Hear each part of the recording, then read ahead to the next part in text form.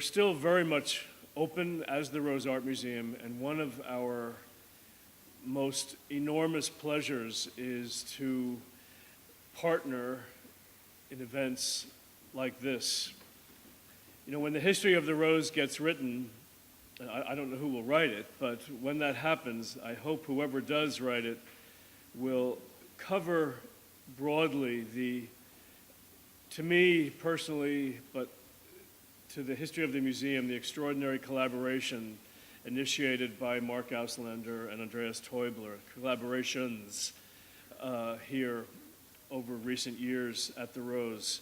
It has been such an enormous pleasure for us to engage with these scholars and gentlemen in a variety of ways. I thank you so much, you guys, for what you've done, really. Let's give these guys a hand.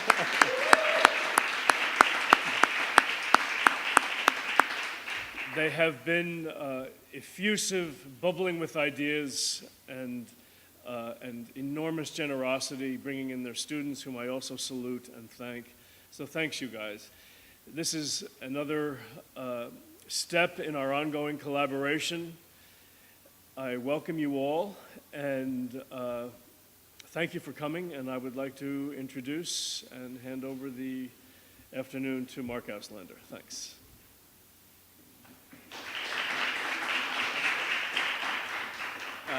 Thank you, Michael. It has been, I'm Mark Auslander. I teach in the anthropology department and the cultural production program. This is the strangest of times. It continues to be a joy to work collaboratively with the museum staff, with the wonderful artists, including Steve Miller and many others who have worked in the collection and on display in this wonderful institution. And it's also a chance to really demonstrate, we feel, what a university is all about. Expanding our areas of knowledge, doing what contemporary art forces us to do constantly, which is to re-examine the very ways that we see the world.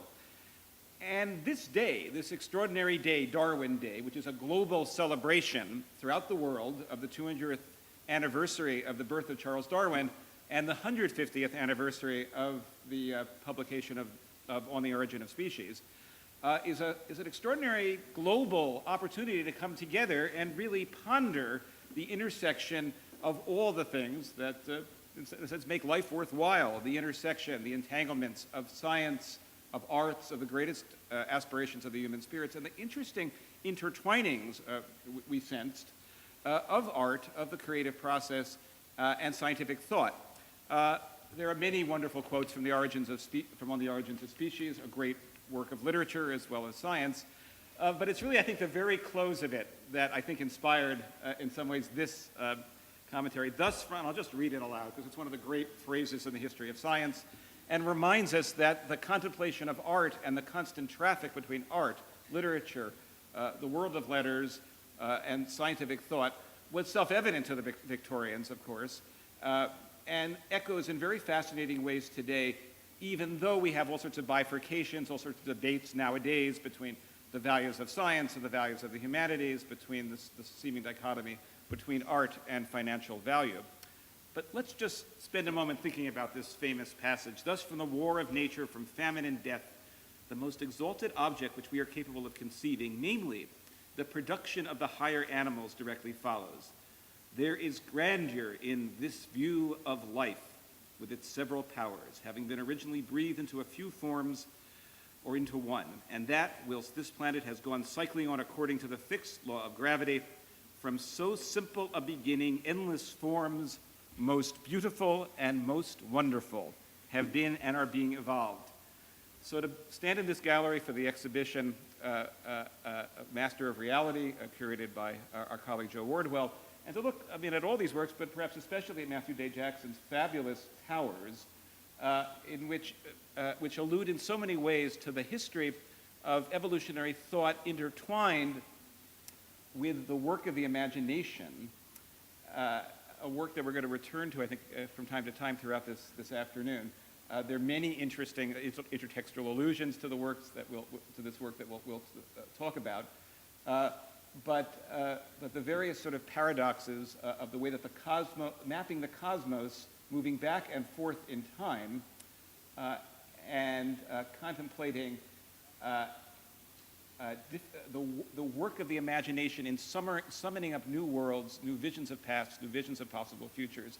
All of this is consistent in many ways with the remarkable work of Darwin, who we will continue to think about today. So we're going to move back and forth between an art historian, between literary scholars. We'll hear about video games and zombie flicks. We have the artist Steve Miller with us as well, and we'll look at some actual art as well as reproductions. So we'll begin with my colleague Nancy Scott in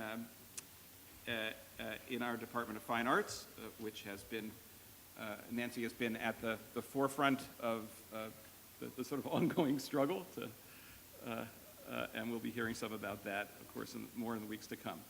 But Nancy Scott.